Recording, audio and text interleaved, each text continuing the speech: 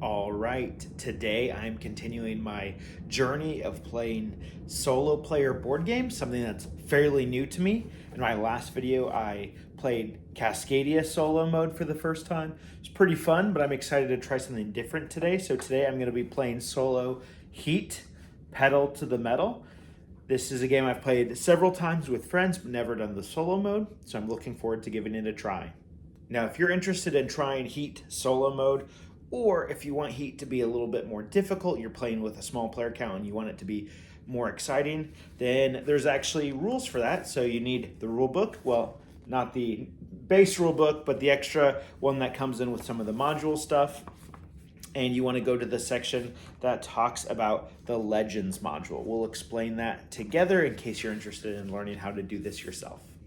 All right, so let's talk a little bit about how the Legends module works. So you may or may not have noticed before on the board, but there's these certain lines that indicate the legends. Let me show you what those look like. So if you look at the board, we're gonna be playing USA today, but as you get close to the corners, you've got these legend lines right here. So here's one, here's another one. You can't see too well because of the glare. Another one over here. And how these work is that thankfully you don't have to do a ton of stuff to manage how the legends work, but you have a deck that you'll shuffle and you'll draw each turn and all the legends will play from one card. And the cards look like this. So if they have crossed that line, you're gonna move the legend the number of spaces that the corner that they're coming to is, plus the number in the diamond represented by the color of that legend. If, on the other hand, the legend is not past the legend line yet, you will look at the card and you'll find the color and you'll move it that number of spaces, or as many as possible, as long as it doesn't cross the corner from that movement. So as far as the setup goes, I've got my player mat ready, I've got the legends mat ready, and then I am doing 5 legends versus myself because might as well make it interesting.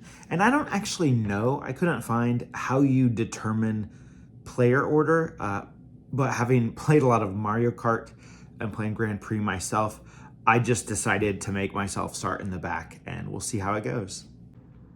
So here's a look at our starting lineup, and I am, I'm the blue car, and so let me fix that real quick.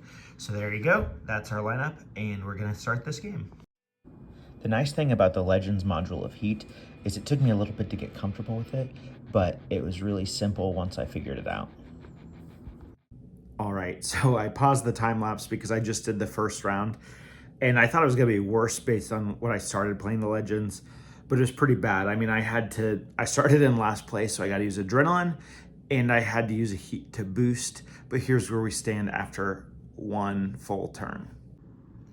As you can see, 3 of the legends are right up against the corner, and I'm only a few spaces back, but again, I felt like I had to do a lot of things on that turn to just stay in it, so we'll see how it continues to develop. I learned a few things about myself while playing this game. First was that I really like watching the time lapse back and seeing the cars move. I didn't expect that to be so fun. But the other thing is, and you can see it a little bit in the time lapse, I found myself talking to myself out loud a lot more than I normally do while doing solo play, which was a brand new experience for me. I definitely enjoyed it, but it definitely took a lot of thinking to try to stay on top of these legends also.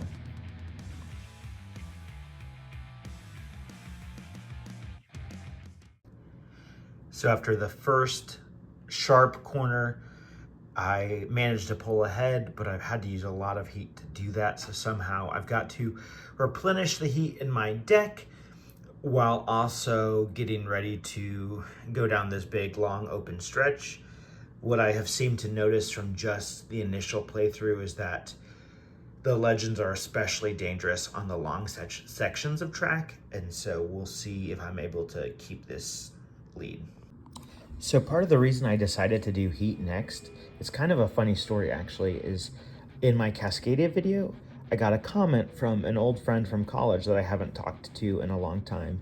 And he mentioned that he'd played solo on Heat, and I have enjoyed Heat a lot, but I've never played it solo. And since I'm on this solo board game adventure, I thought I would give it a try.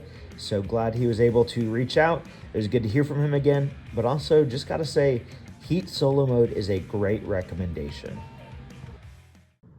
We're in the last part of the final lap, and yellow and black are up ahead.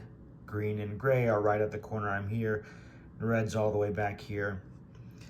Obviously, the name of the game is Heat, and I'm not sure I managed my heat very well, but I'm trying to go out to try to catch them. I don't think I'm going to catch yellow and black unless I just get really lucky, but hopefully I can end in the middle of the pack and not dead last. Certainly, I hope I can still manage to beat red at this point, but we'll see if I can handle the heat.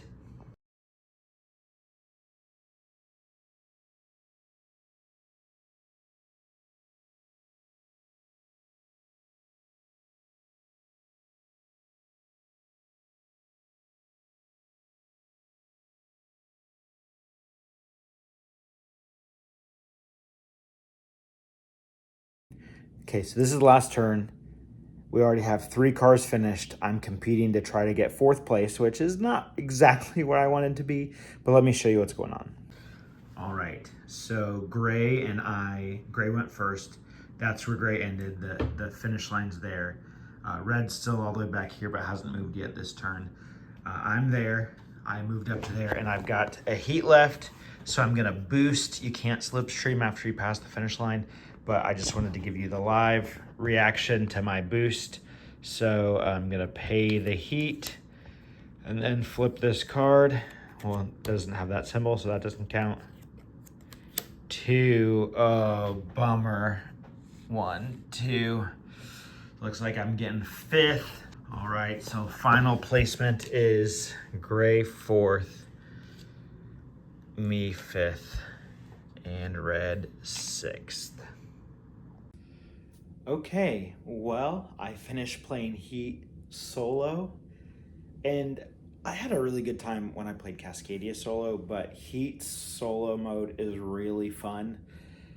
It's hard though. I don't claim to be great at Heat. I've only played it a few times, and I need to get better at managing and using my heat wisely.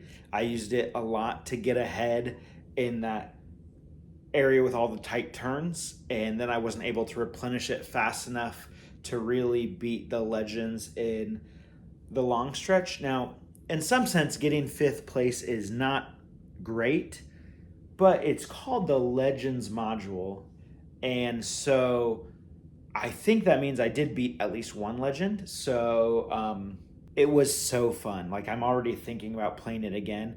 And I think even like the fact that it's not easy, it's actually difficult, makes it really fun, because I didn't know I could be competitive in a solo player board game, but I'm just thinking, man, I gotta go again. I gotta figure out how to beat those legends, because I do not like getting 5th place. So let me know in the comments if you've played Heat solo before, or what of my board games I should play next. I think the next one I'm going to do, I actually borrowed from the library because I don't have it, Too Many Bones, and I think I'm going to do that next, but let me know what your thoughts are.